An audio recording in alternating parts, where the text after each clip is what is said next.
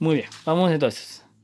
Variables. Vamos a encontrar entonces que las variables van a ser variables independientes y dependientes. Estas variables, pues básicamente la independiente nos va a explicar causa o condiciones, la cantidad, la calidad o presencia de otro fenómeno. A partir de esta variable nosotros vamos a poder trabajar a la presencia de nuestro fenómeno. Y las variables dependientes son explicadas, causadas a través de nuestras condiciones por la variable independiente. Rojas Soriano identifica que otra variable, la intercurrente o interviniente, la cual puede surgir de forma indirecta entre las variables antes mencionadas. Entonces, las variables independientes y dependientes va a ser la causa y el efecto de nuestra investigación, de las cuales pero las dos deben tener cierta relación. Encontramos las variables controladas y aleatorias. Las variables controladas están formadas por valores que pueden determinar quién investiga. La variable aleatoria pues, nos va a permitir a nosotros el control de valores. Un ejemplo de estas puede ser la presencia o valor que va a depender del investigador. Encontramos las variables hipotéticas y observables. Estas variables vamos a decir que son hipotéticas, son construidas por el individuo por medio de inferencias. Por el contrario, las variables observables son el resultado de la observación y mediciones directas del investigador. Vamos a encontrar las variables atributivas y activas.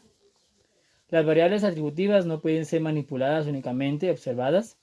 Ellas pues van a representar características humanas, tales como la posición dentro de la organización social.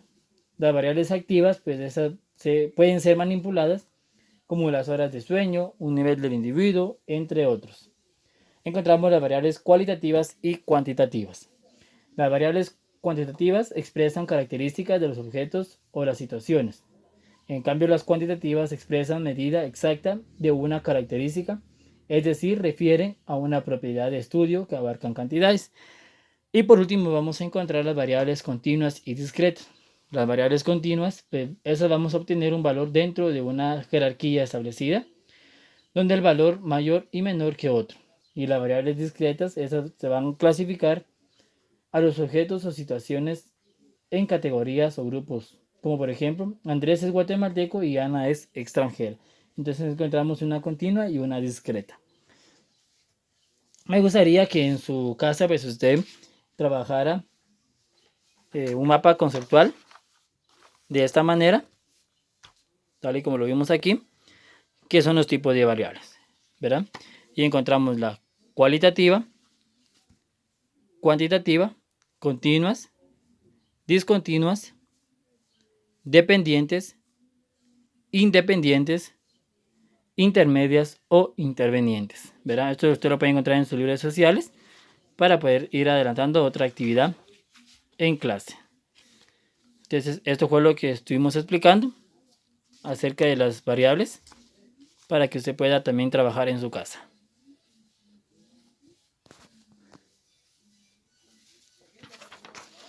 Continuando entonces, unidades de análisis e indicadores. Las unidades de análisis e indicadores, vamos a decir entonces que a lo largo de la unidad se ha hablado de la importancia de definir las relaciones entre variables, es decir, de establecer la relación de dependencia que existe entre ellas. La dependencia ocurre cuando al variar los valores de una variable, las otras resultan afectadas. También vamos a decir que existen varios tipos de relaciones entre variables. Entre los más comunes son las ciencias sociales, que se encuentran en las relaciones bivariadas y en la correlación múltiples. Vamos a definir entonces que las variables o la unidad de análisis, vamos a decir entonces que nuestras unidades de análisis e indicadores se van a dividir en tres, o va a estar estructurada por tres partes: frecuencia, duración, intensidad. Las unidades de análisis, frecuencia, duración e intensidad, ¿verdad? Estábamos hablando, perdón, jóvenes, que las unidades de análisis corresponden a lo que será objeto de estudio de la investigación. A saber de personas, comunidades, poblaciones, unidades geográficas, tanto como países, continentes, como también bienes y hechos sociales, como por ejemplo dentro de lo que son bienes y hechos sociales podemos hablar de lo que es fiestas, accidentes, enfermedades, guerras, entre otras cosas. Para poder nosotros tener nuestra unidad de análisis o trabajar de una mejor manera, estábamos hablando de que se va a dividir en 3 estructuras. La frecuencia. La frecuencia pues, va a ser analizada o se analiza cuando se interesa conocer cuántos casos existen en cada grupo, por lo que se forman categorías que son excluyentes entre sí. Pues eso a nosotros nos va a implicar que cada dato solo podrá colocarse en una categoría.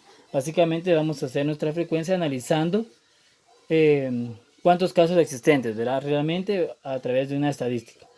La duración, esa pues va a ser a través de que nosotros la vamos a analizar o se analiza de una unidad cuando ésta se relaciona con las variables continuas y cuantitativas de nuestro tiempo, ¿verdad? La duración que lleva nuestra unidad de análisis.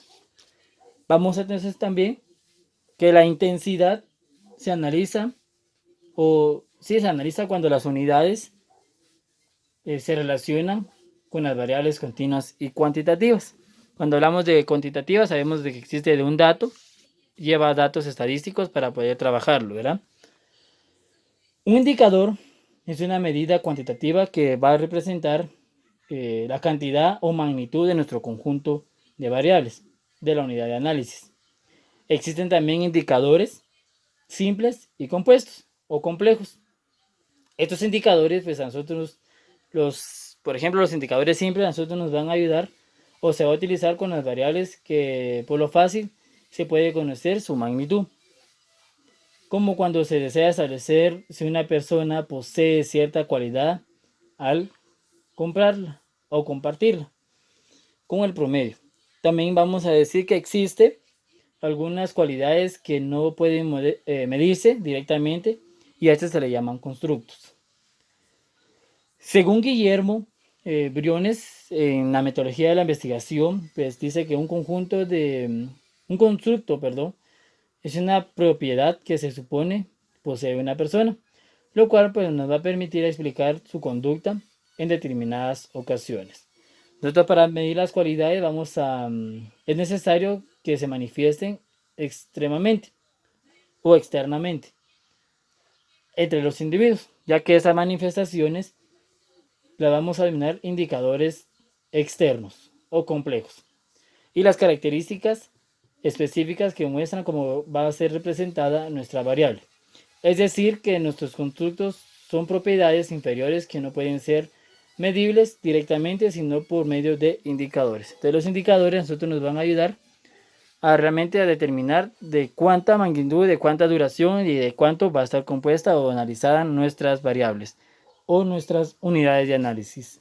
Hablábamos de que la unidad de análisis era objeto, una persona o una situación a la cual pues, se va a someter a una investigación. Podemos decir entonces que la investigación lleva o conlleva diferentes procesos para poder determinar una buena investigación y así poder dar un buen análisis o un aporte a nuestra investigación. También pues encontramos jóvenes que en la página número 21 ustedes deben de trabajar en casa, donde van a establecer las características de cada una de las técnicas de observación. Hablamos de la observación libre, observación participante, la entrevista y la encuesta que vimos en el video.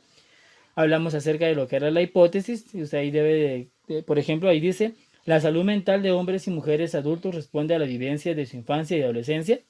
Usted va a buscar ahí la unidad de análisis, la variable de análisis y los elementos lógicos. Los elementos lógicos va a ser el conector que vamos a encontrar entre nuestra unidad de análisis y nuestra variable a investigar.